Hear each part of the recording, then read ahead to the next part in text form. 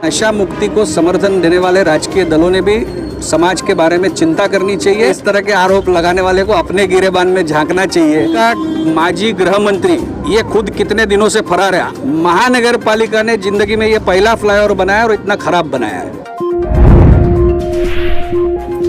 Please subscribe and share SWA news.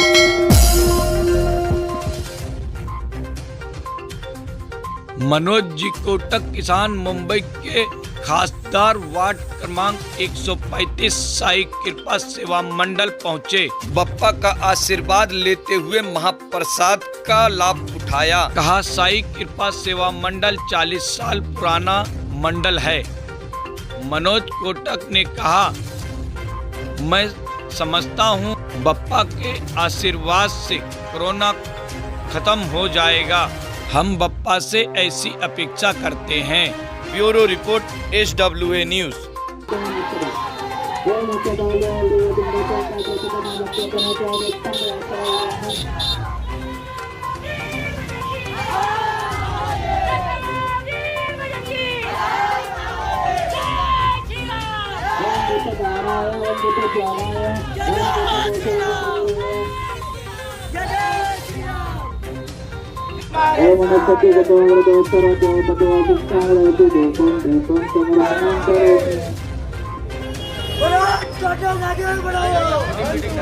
Ward number 135 में राजेश भाई के यहाँ, तो किस तरह से देखते क्या कहेंगे? देखिए, पिछले 4 दिनों से इस विभाग के अलग अलग गणेश मंडलों के हम दर्शन ले रहे हैं।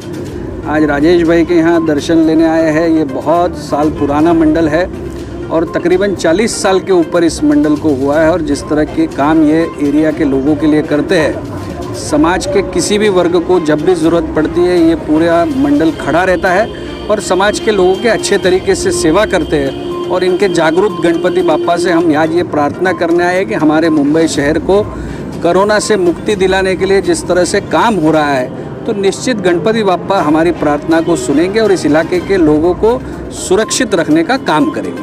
जैसे कि गर्दी ज़्यादा हो रही है मुंबई में, जैसे सरकार ने, शिवसेना सरकार ने, महाविकास सरकार आघाड़ी ने एक निर्देश दिया था कि कोरोना गाइडलाइन का पालन हो और थर्ड वेव आने वाला है, तो उसको लेके कैसे देखें? देखिए, कल एक सर्वे आया जो मुंबई महानगर पालिका ने जाहिर किया है। 86.6% एंटीबॉडीज़ मुंबई करों के शरीर में पाई गई है। निश्चित ये बहुत अच्छी निशानी है कि जिसके कारण हम ये कह सकते हैं कि कोरोना से हम निजात पाने जा रहे हैं। सभी लोग मिलकर वैक्सीनेशन की तरफ भी ज़्यादा काम करें और वैक्सीन जितनी ज़्यादा होगी उतना हमें इसका फ़ायदा मिलेगा। जैसे कि यहाँ पे नशा बहुत बढ़ा हुआ है, आप देख रहे हैं, आप यहाँ पे खासदार हैं, तो किस तरह से नशा मुक्ति के लिए इसके पहले भी हमारे लोगों ने एक बहुत बड़ा आंदोलन भी खड़ा किया था। यहाँ पे नशा मुक्ति को समर्थन देने वाले राजकीय दलों ने भी समाज के बारे में चिंता करनी चाहिए कि सभी दल अगर एक साथ आएंगे तो ही नशा मुक्ति हो पाएगी। अगर भारतीय जनता पार्टी नशा मुक्ति का आंदोलन लेती है तो उसको समाजवादी पार्टी के लोगों ने भी उतना ही समर्थन करना चाहिए, न कि नशे के व्यापार के कारोबारी हो। जैसा कि जो विपक्ष पक्ष है उन्होंने आरोप लगाया है कि मनोज कोटक जी जो यहाँ के खासदार हैं, नशे के कारोबार में उनका कहीं ना कहीं हाथ है। मुझे लगता है कि इस तरह के आरोप लगाने वाले को अपने गिरेबान में झांकना चाहिए। हमारा एक भी कार्यकर्ता इस तरह की कामगिरी में कहीं भी पाया गया तो उसको सजा हम खुद देंगे। लेकिन हम जो 10 नाम बताएंगे, अगर ये जो आरोप लगाने वाले हैं उनको हम 10 नाम भेज देंगे, वो ले अपने लोगों के खिलाफ कार्रवाई, अपनी दुकानें बंद कर दें। हमने बाइट किया था, जैसे आपके एक प्रोग्राम में जैसा हम कर रहे हैं यहाँ पे, उसी तरह से हमने पूछा था तो उन्होंने बताया था कि यहाँ पे जो सेटिंग आमदार हैं, सेटिंग खासदार हैं और सेटिंग नगर सेवक, इन लोगों की वजह से ये बढ़ा हुआ है। मुझे लगता है कि खासदार के बारे में उनको जानकारी कम होगी, जिनका भी आपने बाइट लिया होगा। आमदार और नगर सेवक के कार्यालय से व्यापार होता है, ऐसे मेरे कार्यकर्ताओं ने जो जानकारी, और पुलिस को भी ये सारा चीज़ मालूम है। हम तो पुलिस को गुजारिश करेंगे, राज्य सरकार को गुजारिश करेंगे कि यहाँ के युवकों को नशे से मुक्त कराने के लिए जो सख्त से सख्त कार्रवाई हो सके वो उनके खिलाफ कार्रवाई करनी चाहिए बिना दबाव के। महाराष्ट्र की जो पुलिस है, 100 करोड़ का जो वसूली का मामला था उसको लेके तो बड़े पैमाने पे उनकी किरकिरी हुई है, तो क्या लगता है कि नशे का कारोबार हो जाएगा? देखिए, राज्य का माजी गृह मंत्री ये खुद कितने दिनों से फरार है। आप पत्रकार है, आप भी अनिल देशमुख को ढूंढ नहीं पा रहे। अनिल देशमुख कहीं सामने नहीं आ रहा है। इस तरह की ये सरकार चलाने वाले लोग हैं, ये सरकार से कोई अपेक्षा कर नहीं सकते।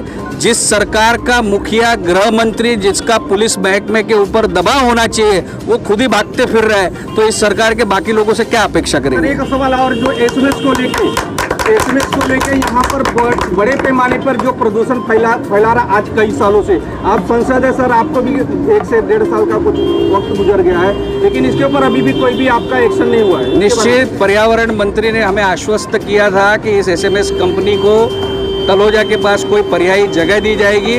हम इंतजार में है कि इस राज्य के आधुनिक पर्यावरण मंत्री और यहाँ के विधायक जी ने उनके साथ बैठक की थी, और आप सब पत्रकारों के माध्यम से हमें जानकारी मिली कि इस कंपनी को तलोजा में शिफ्ट करने का पूरा प्लान रेडी हुआ है। हम इंतजार में है कि ये प्लान कब आगे जाएगा और जिससे इस क्षेत्र की जनता को निजात मिलेगी। ये जो फ्लाईओवर है जो बना हुआ है, इस पे कई एक्शन, जिस दिन फ्लाईओवर बना उसी दिन मैंने अपने इंटरव्यू में कहा था, जिस दिन फ्लाईओवर बना उस दिन मुख्यमंत्री ने स्वयं भाषण में कहा था कि इस फ्लाईओवर की क्वालिटी सही नहीं है। आप लोगों ने उसको रिकॉर्ड किया है, और उसके बाद में जब घटनाएं बनी, हमने महानगर पालिका के आयुक्त से तकरार की है कि ये जो फ्लाईओवर बनाने में घपलेबाजी हुई है, जो कॉन्ट्रैक्टर ने इसमें घपला किया है, उनके ऊपर कड़ी से कड़ी कार्रवाई की जाए।